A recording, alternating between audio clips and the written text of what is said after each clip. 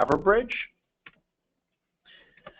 For today's agenda, we're going to go over a couple of housekeeping items, and then we're also going to have our Sales Engineering Manager of the East, Michael Matonis, go through 3 incident scenarios with incident communications.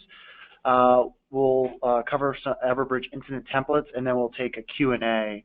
At this time, if you guys would like to follow us on Twitter, you can do so at Everbridge. And also, feel free to join our Everbridge LinkedIn group, Everbridge Incident Management Professionals.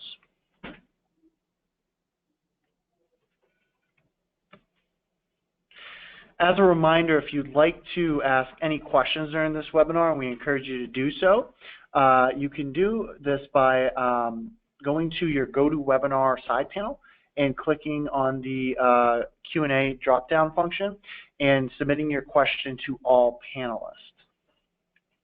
So at this time, I'm going to hand it over to Michael. Michael, you may begin.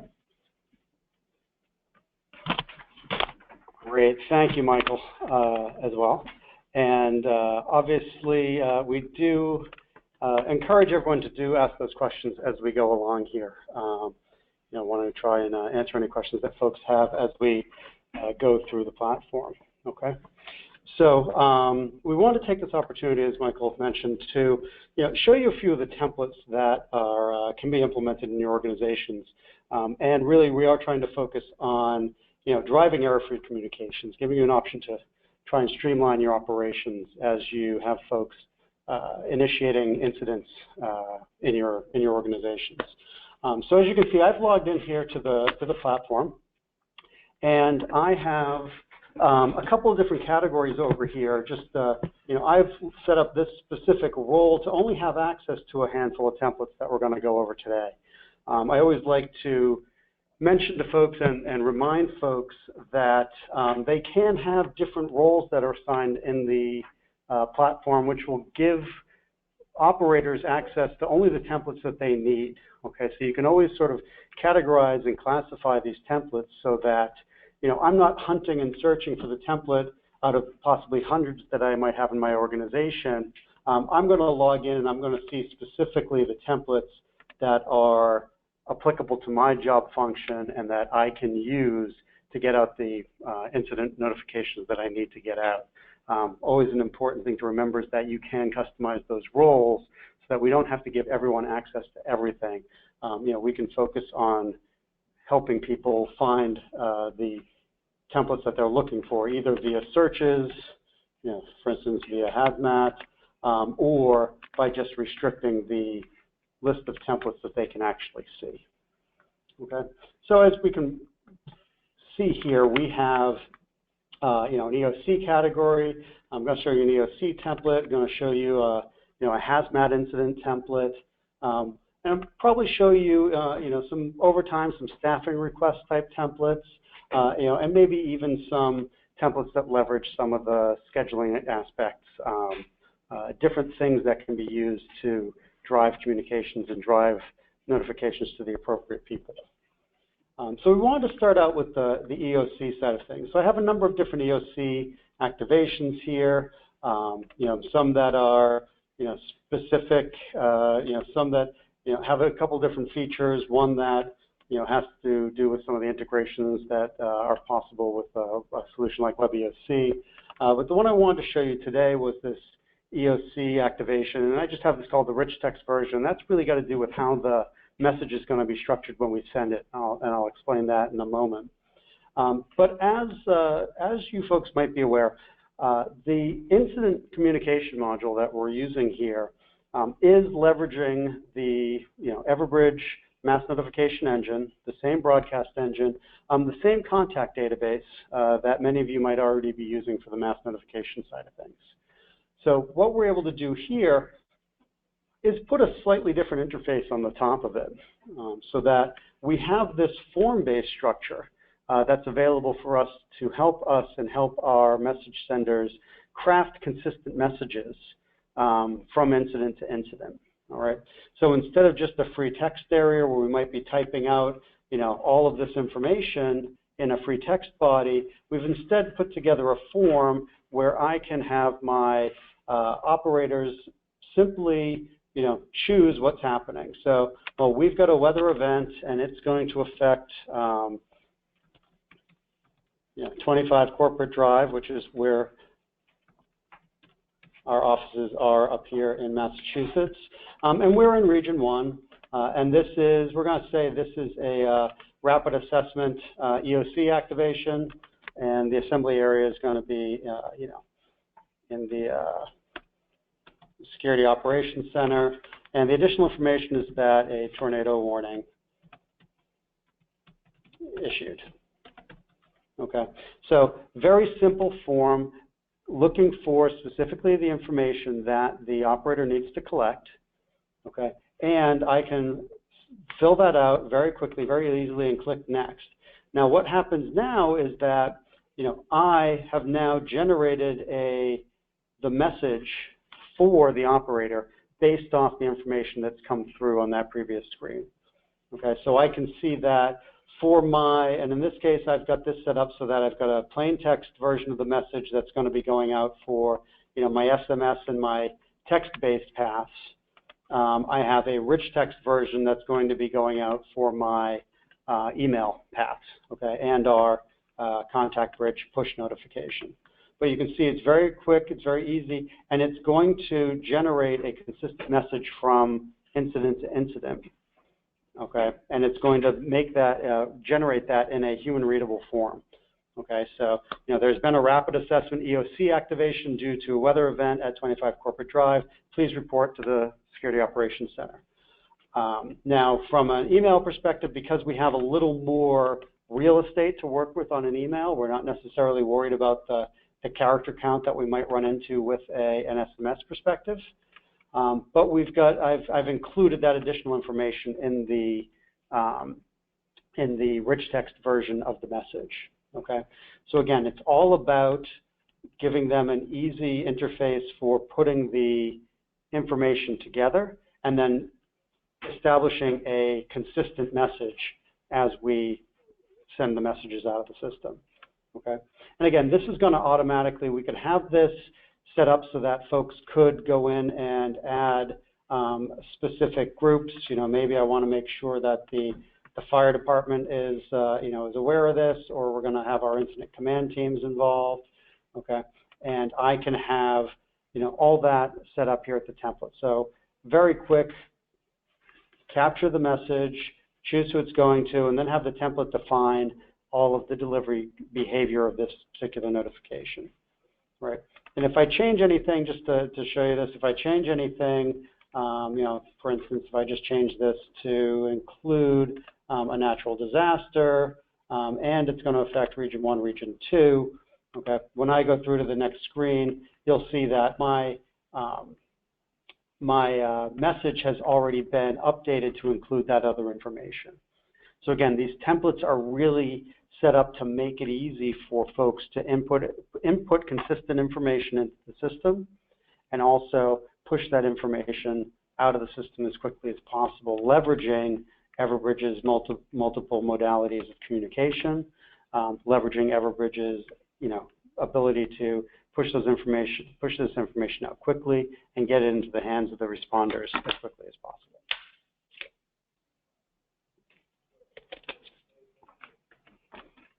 Right. One of the other templates that we often see and that we often implement for folks when we're on site might be something like a hazmat, a hazmat incident, a spill. Okay. Again, different type of form because there's different information that we're getting as we report on a hazmat incident. Okay. I want to, find out, well, and these templates can be defined either, as you might have noticed in the last one, with free text boxes, or if we know there are specific offices, specific facilities, a DPW facility versus a school or a municipal office, et cetera. We can have those predefined lists of locations, those predefined lists of categories. We've had perhaps we've had a spill of trichloroethylene, so we know there's a flammable solvent involved. It's a small incident at, in the parking lot. But again, we can collect the salient information, click next, and have the message generated for us with a consistent message with approved messaging, all right, that is going to make sure that the folks receiving the message can get this information as quickly as possible. And you can see in this case, I only have a plain text version of this message. This template, we decided not to build out a preloaded rich text version. If the message sender wanted to take the time to do so, they could include that rich text version moving forward. But again, all of these decisions can be made when we're building out the templates so that the message operators, the incident operators, don't have to make those decisions on the fly. Realizing that high stress situations, we want to minimize the ability or the potential for human error. So we want to make sure that we make these as simple and as easy to use as possible. Okay, and again, all the contact pieces could be stored in the template. All the delivery methods, the number of attempts, the amount of time we're waiting between the attempts, etc. All that can be defined at the template level, so the users don't, the message senders don't actually have to worry about any of that when they're sending the messages.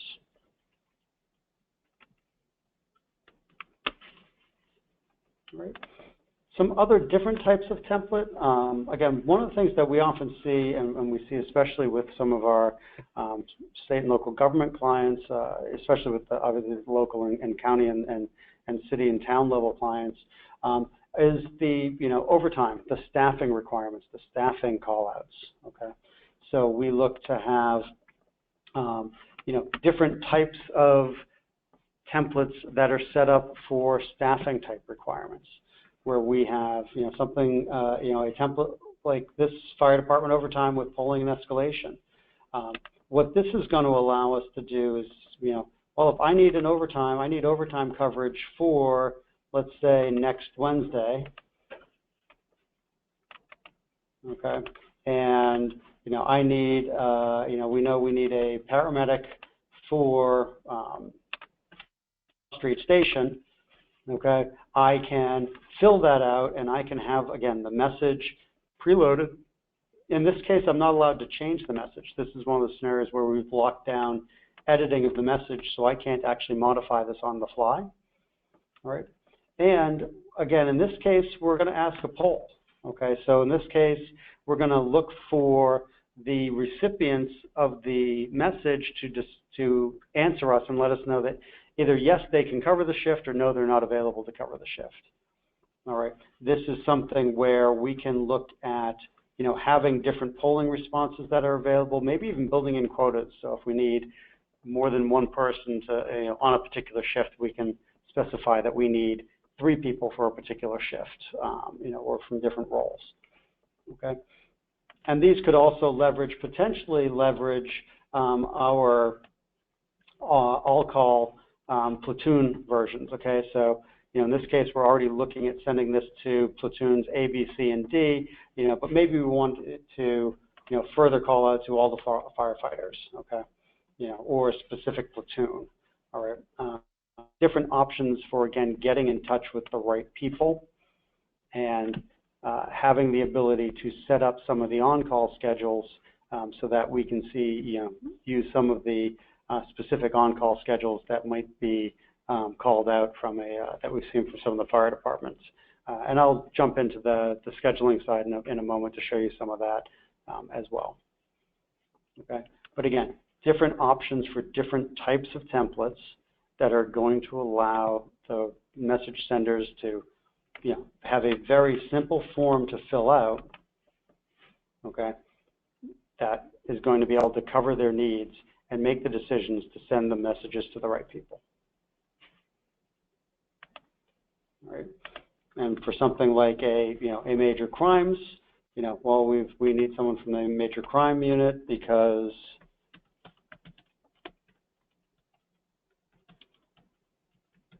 at 123 Major Main Street, well, we've had a shooting, and that's going to immediately go to whoever is on call for the major crimes unit, as you can see over here on the right.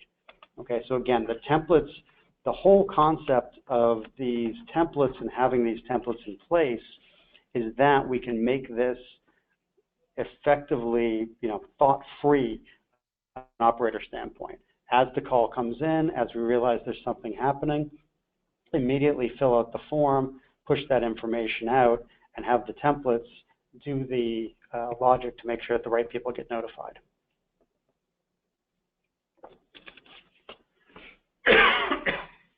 Excuse me. So what I'd like to do now is shift gears a little bit and just spend a couple of minutes looking at the template. We've spent the last few minutes looking at what would be the operator side of things from a template perspective. What I want to do is just take a moment to touch base on what the incident administrator would see as they're building out one of these templates, to show you some of the functionality that we'd be providing if we're building these things out. All right. So if I switch gears here and I switch from my incident operator role into my incident admin role, okay, I can go in here and now I'd be able to actually see all of the templates that are available to my organization, not just those 6 or 7 that were available to that role, but I can see all of the templates that are available. And so, for instance, for example, on that major crimes template that we were looking at before, I can go in and look here at the actual template behind the scenes. So what these templates are really made up of is a number of different things. Okay, there are, of course, categories that we saw in the drop-down on the left with the expandable categories. The different variables that we are using, that we are collecting. All right, so you can define what variables you want created in your organization. Those can be created, set up, and reused from template to template. So, if I have an assembly area that's used on multiple templates, I can just click that and have that included in a particular message. All right. We can also look at, reordering the order of the fields on the form. Okay. Make it easy for the folks who are inputting the information, make sure that their order of the form is in the same order of the information that they're getting, whether that's from a CAD call or from something along those lines as they're getting the information off of their CAD screens. Make sure that the operator's form here is in line with the information that's coming through on their CAD system so that they can fill it out in a logical order and not have to jump around the form. All right. And then again, those messages, how do we craft the messages? Make sure that the messages are consistent from message to message. The green text here is the variable replacement based on the information that we're collecting on the operator form. The options to do standard polling messages and conference bridging is all here at the message level on the incident templates. Again, at the contact level, we have the ability here to do rules, individuals, groups.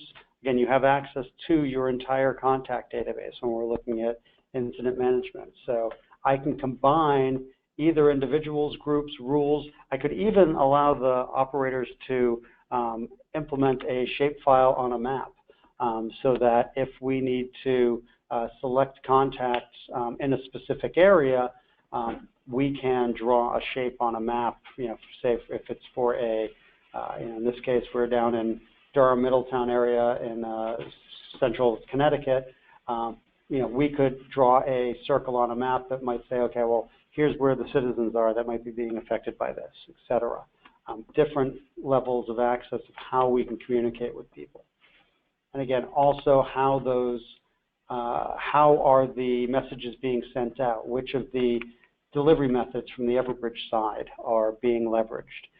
How can we most effectively leverage the multimodal capabilities of Everbridge to make sure that we get in touch with the people as quickly as possible on the most effective paths possible? How many attempts are we making? How long are we waiting between those attempts? All those pieces. This can all be locked down into the template so that the operator doesn't have to make any changes. And in fact, importantly, we can also either allow them to modify some of these things on the fly or really lock them down. All right. So for instance, if I lock this down where I say that no one can edit or even view the contacts and settings, this gives us an opportunity from a message sender perspective. All right, so if I go in and choose again that major crimes incident here, all right, I fill out my major crimes incident.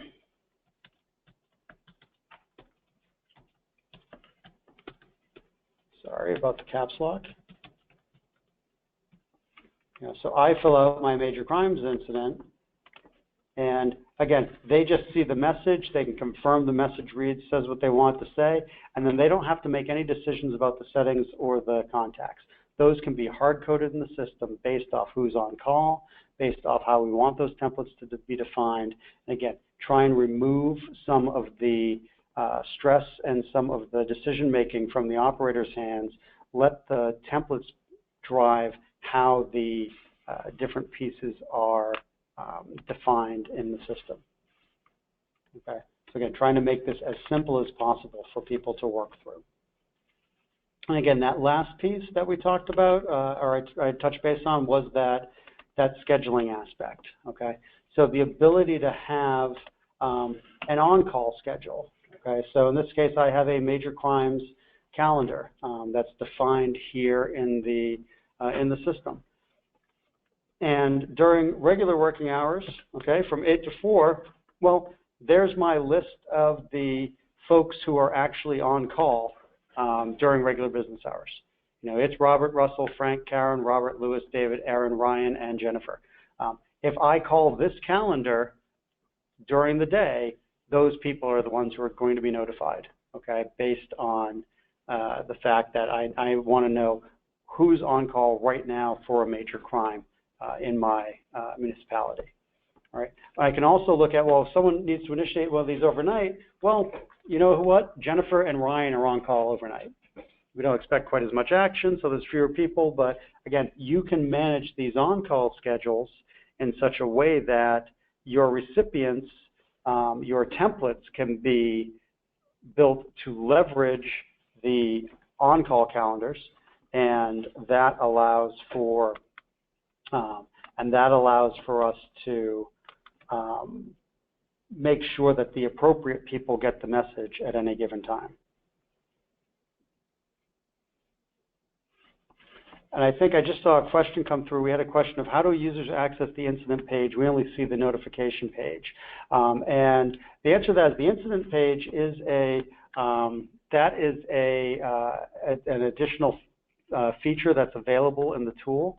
If you only have the mass notification page and you are interested in looking at what, in more depth at what the incident communications module does provide for you, as I've just tried to give you a taste of today, definitely get in touch with your account manager, and they would be more than happy to discuss the different options for incident communications in your organization. All right. So we'll give a moment for some folks to ask some questions as we go through, please, again, we please do encourage questions through the platform.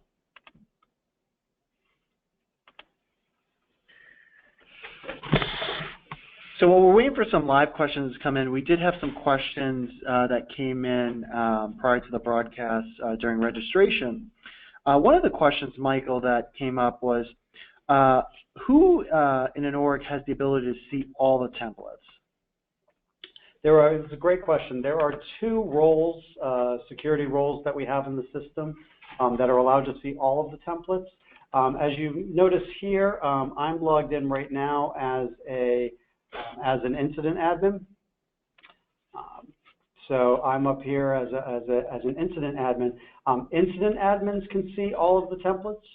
And your organization admins have access to all of the templates. And you can see here's an example of an org admin who has access to not only the incidents modules of the tool, but also the mass notification module. So it's the incident admins and the organization admins who have access to all of the templates in the platform. So the next question is fairly similar along the same lines. The question was, who has the ability to edit these the templates? Again, the editing of the templates is the same two roles. So the folks who have access to modify the incident templates at the template level are the same two roles, the incident admin and the organizational admin. Whether or not a incident operator can modify a template on the fly is that permission setting that I was showing here in the major crimes one, where you can define that the users can either edit the message while sending or have that message be locked down and just based on the information that comes through the form. Similarly with the contacts and the settings. Thank you, Michael. So that was actually one of the next questions, but it was a two-parter. So the first part you answered was, can you edit the messages on the fly, the templates, the messages within the templates rather. But then the second part of that was, can you also edit the delivery methods? Again, the delivery methods piece would be tied specifically to the settings option on the fly. So we give them the option of either editing or just viewing. Okay, so they might be able to see what delivery methods are being used, but not actually be able to make any changes to those. If we check the box to edit, they'd be able to see and change the delivery methods on the fly. But that's a template level. You specify that at the template level, whether or not someone can change those. Excellent. So we don't have any more questions at the time. So with that being said, actually we just did get one in. No, actually, I was just going to say I wanted to, bring up this screen really quickly before we wrapped up. Just as an option, I know I showed you a handful of templates today, but there are a number of different templates, as you can see here, that we have available. That if you are interested in getting access to any of these, again, I encourage you to reach out to your account managers or account executives to look at what might be available and discuss and explore options. Excellent. Thank you, Michael. And with that being said, we're going to wrap up the webinar. I'd like to thank Michael for hosting this presentation and all of our customers who joined us today. As Michael said, if you have any further questions, either reach out to marketing@everbridge.com or to your designated account manager. And if you have any if you would like to see the recording of this webinar, it will be sent out to you via email within the next coming days. Thank you again, and have a great day, everyone.